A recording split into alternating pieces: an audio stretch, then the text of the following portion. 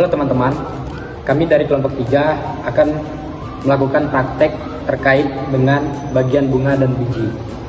Nah, sebelum melakukan praktek, izinkan kami memperkenalkan diri terlebih dahulu. Perkenalkan, nama saya Monika Sri Mulyani. Perkenalkan, nama saya Burnosi Sherik. Perkenalkan, nama saya F. Melisari Bases. Perkenalkan, nama saya Silvi Sylvia. Nah, sebelum melakukan praktikum, kita harus menyiapkan alat dan bahan yang ingin kita gunakan. Jadi, alat dan bahan yang akan kami gunakan, yang pertama yaitu beberapa bunga segar,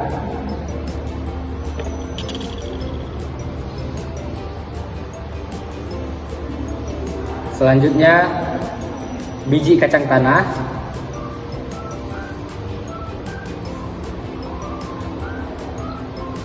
pinset kecil atau silet,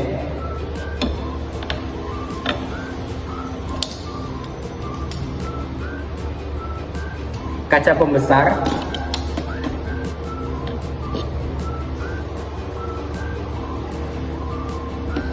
nampan atau piring plastik sebagai alas, dan yang terakhir kertas label.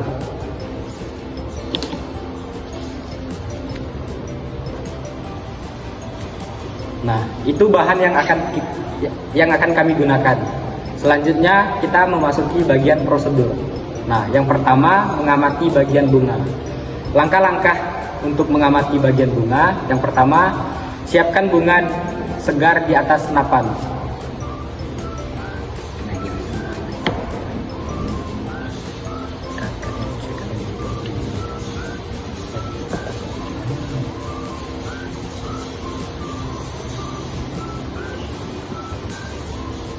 Amati bagian luar bunga, mulai dari kelopak, mahkota, warna, dan jumlahnya.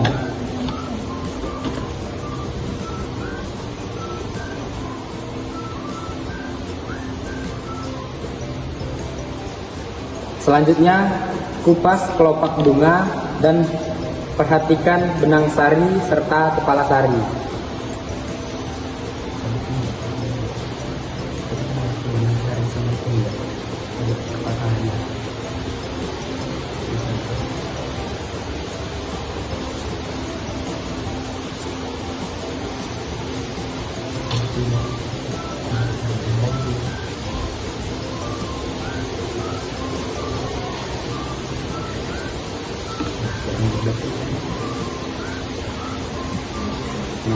Setelah itu, amati putik yang terdiri dari kepala putik,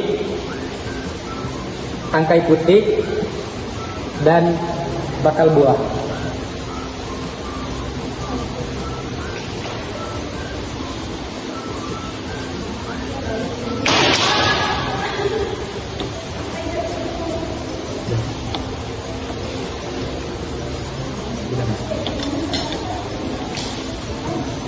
Setelah itu, gambar hasil pengamatan dan beri label nama bagian-bagiannya.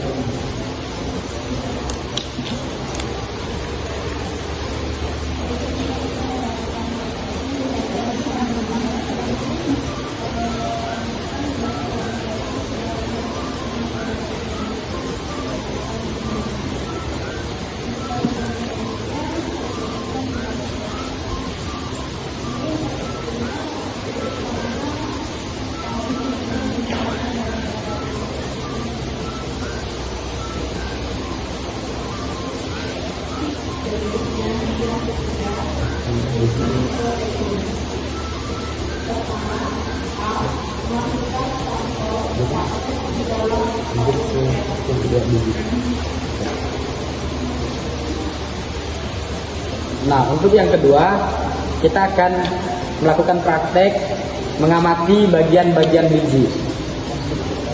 Langkah-langkah yang pertama yaitu tentunya kita akan menyiapkan biji kacang tanah. Nah, kebetulan biji kacang tanah ini sudah kami rendam selama 1 malam. Setelah itu, kupas kulit biji menggunakan tangan atau pinset.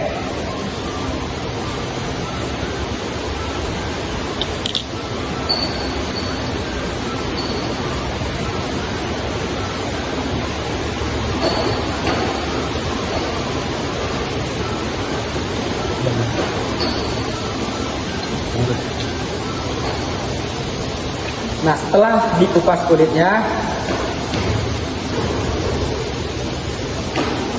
amati bagian dalam biji yang terdiri dari kulit biji, keping biji atau kotiledon, dan lembaga atau embrio.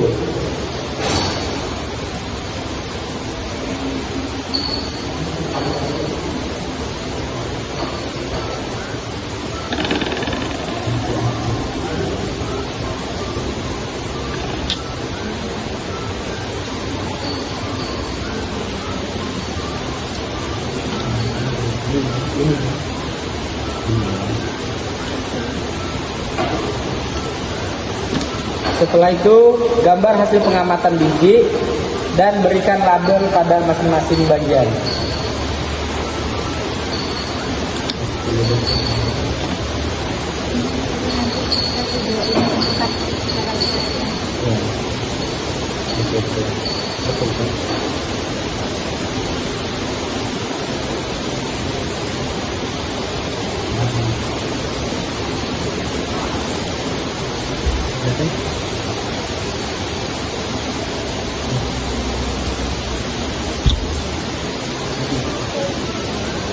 Hasil pengamatan kami terhadap bunga kembang sepatu, diketahui bahwa bunga tersebut memiliki beberapa bagian yang masing-masing memiliki fungsi berbeda. Bagian-bagian bunga kembang sepatu tersebut antara lain kelopak, mahkota, dasar bunga, tangkai putik, kepala putik, benang sari, kepala sari, serbuk sari, bakal buah, dan bakal biji. Nah, kelopak bunga merupakan bagian terluar bunga yang biasanya berwarna hijau. Kelopak berfungsi melindungi bunga saat masih kuncup, serta melindungi bagian bunga di dalamnya dari kerusakan.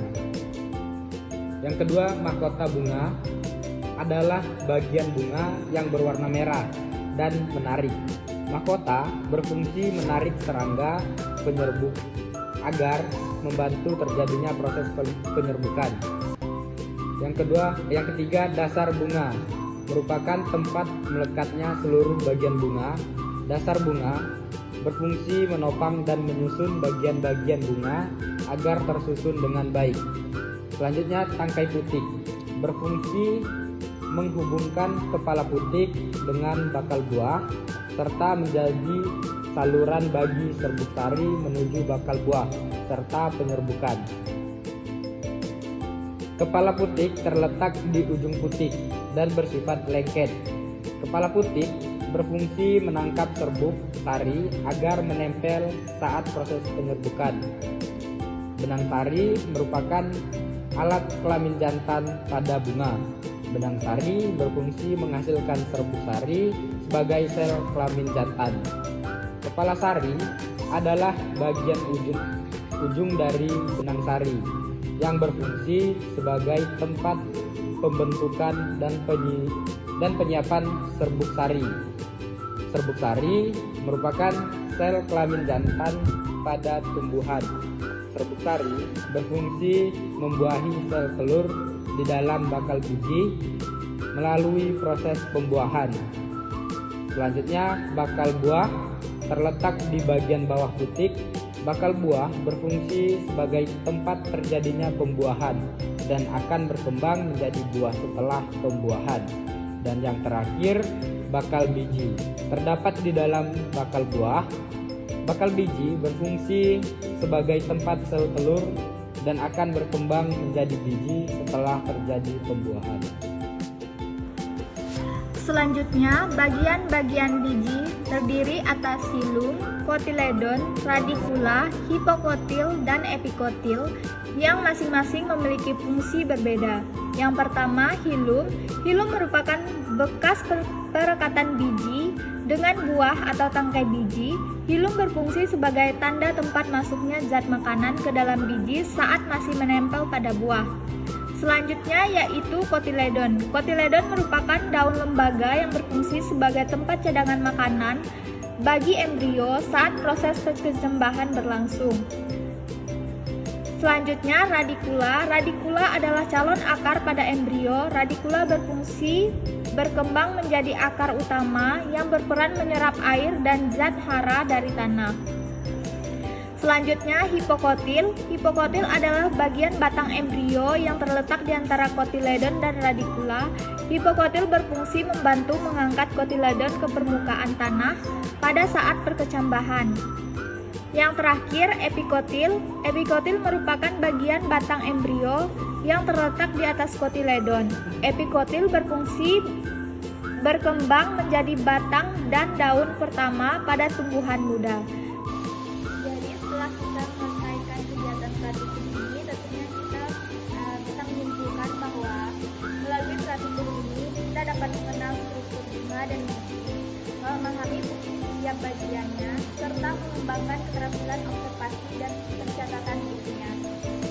Sekian video praktikum dari kami ucapkan terima kasih.